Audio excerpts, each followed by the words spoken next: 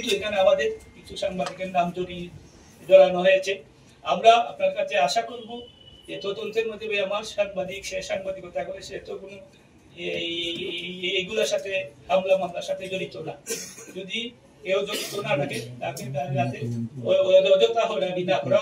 এইসব ঘটনায় যারা জড়িত ছিলেন, যারা নিরস্ত্র ছাত্রদের উপর যারা আক্রমণ করেছিলেন, হামলা করেছিলেন, আমাদের ফুটেজ, ভিডিও ফুটেজ রয়েছে, এভিডেন্স রয়েছে, প্রত্যক্ষদর্শী রয়েছে, তাদের সাক্ষী নিয়ে এভিডেন্সগুলো কালেকশন করে আমি মনে করি প্রত্যেক অপরাধীকে এই মামলায় যারা বাইরে রয়েছেন, এজাহারের বাইরে যাদের নাম রয়েছে তাদেরকে নিয়ে আসতে হবে। 4 তারিখ আমরা কিছু মর্মস্পর্শী অমানবিক ঘটনা দেখেছি। এর আগে মোটামুটি আমাদের সুনামগঞ্জ শান্তি ছিল।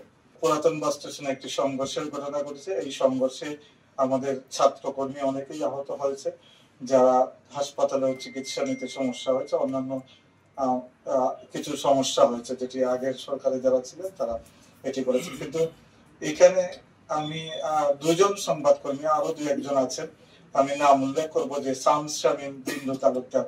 আমি পুরাতন বাস স্টেশনে আমার অফিস, এবং সকাল থেকে 4 তারিখ বিকাল পর্যন্ত আমরা ওখানে ছিলাম। আমাদের কাছে ভিডিও ফুটেজ আছে, আমি জানি। এবং শামস শামীম এবং বিন্দু তালুকদার পুরাতন বাস স্টেশনে ছিল না। আগাগুলি কোনো ভিডিওতে আপনি কোথাও পাবেন না। যদি পান সেটা, এবং তারা যদি কোনো পক্ষে ওখানে যুক্ত হয়ে থাকে তাতেও আমাদের কোনো আপত্তি নাই। কিন্তু যদি তারা না থাকে, যদি তারা এই ঘটনার সঙ্গে সম্পৃক্ত না থাকে, আমি মনে করি, আমি একজন, যেহেতু আমি গণমাধ্যম কর্মী, সে আমার সহকর্মী, আমার কমিউনিটির মানুষ, আমি আপনার কাছে দাবি রাখছি যাতে কোনো মামলায়, একটি মামলা হয়েছে, এই মামলায় যারা তারা যাতে অপরাধী সাব্যস্ত না হয়। ধন্যবাদ। কর্মীরা আছেন মামলায় আসামি, যারা অপরাধ করেছেন তাদের শাস্তি নিশ্চিত করবেন সেটা চাই।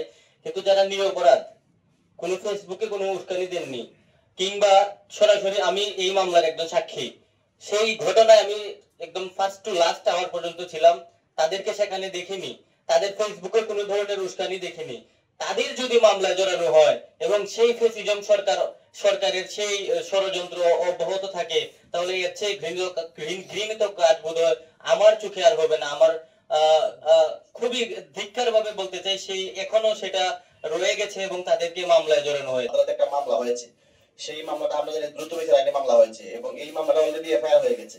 তো এই মামলা অনেকেই বলছে যে অনেকেই নির্দোষ এবং নিরপরাধ আসামি হয়েছেন। আবার যারা এই ঘটনায় সরাসরি জড়িত ছিলেন, ইনমন্দাতা কিংবা হামলায় জড়িত, তাদের নামও বাদ গেছে। আমার মনে হচ্ছে যেহেতু দ্রুত বিচার আইনে মামলা, এবং এই মামলাটা যদি দ্রুত চার্জশিট দেওয়ার একটা বাধ্যবাধকতা আছে, আপনারা যদি এই মামলায় প্রমাণ করতে পারেন যে আপনারা আসলে যারা নিরপরাধ তারা আসলে না মামলা থেকে বাদ দেওয়া হয়েছে, কিংবা যারা মামলায় জড়িত হচ্ছে হওয়ার কথা তারা হয়নি, তারা হয়েছে, তাহলে হয়তো জনগণের মধ্যে এই আস্থাটা ফিরে আসবে। যারা বিহীন দুপাজার নদী থেকে 100 টাকা পরিমাণ বালি যাতে কেউ বের করে নিয়ে যেতে না পারে, সেদিকে আপনারা যদি চেষ্টা দেন, তাহলে আমাদের সরকারের মূল্যবান এই যে খনিজ সম্পদ রক্ষা হবে। এই গাড়িগুলোতে আমি মনে করি 70% গাড়িতে কোনো কাগজপত্র নেই। আমি যখন বিকেল বেলা কোনো সময় সিলেট যাই, তখন ড্রাইভারে জিজ্ঞেস করি তোমার গাড়ির কাগজ আছে? বলে স্যার 3 বছর যদি কাগজ ফেল। তারা সুন্দর কথা বলে, 3 বছর যখন কাগজ ফেল, এটা মানে 3 বছর যাতে কোনো এটা আপলোডেড না, ড্রাইভারের লাইসেন্স আছে, হাসে।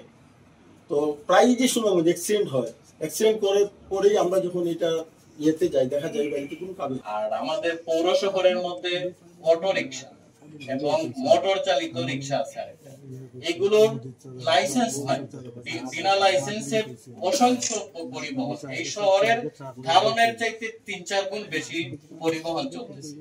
এই পরিবহন গুলোকে আসলে আইনের আওতায় নিয়ে আসা দরকার।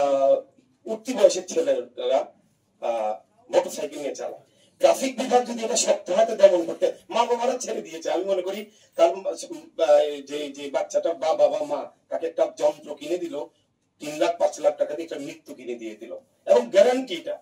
কিন্তু এই ছেলে মেয়ে, এই যে ছেলেটা যাকে দিল, সে যে শুধু সে মরবে সেটা না, সে যে রিক্সাটাকে বাড়ি দিবে, রিক্সার যাত্রীরা উঠে পড়ে যাবে, সিএনজি যাত্রী, এটা আপনার আমার সবার সন্তান হতে পারে।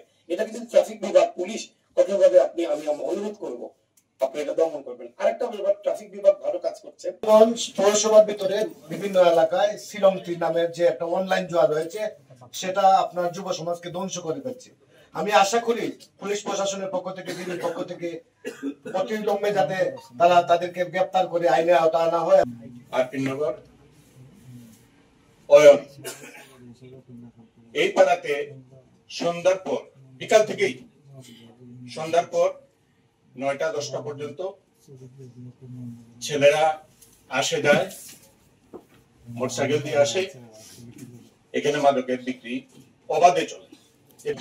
বিআরটি এবং ট্রাফিক মিলে যদি সিএনজি অটোরিকশার যেসব ড্রাইভার তাদের অদক্ষতা এবং তারা বেশিরভাগ ড্রাইভার আপনি খুঁজলেই দেখবেন যে অপ্রাপ্ত বয়স্ক, একেবারে ছোট ছোট ছেলেগুলা গাড়ি সিএনজি গুলা চালায় এবং বেপরোয়া গতিতে চালায়, যার কারণে অনেক বড় বড় দুর্ঘটনা ঘটছে।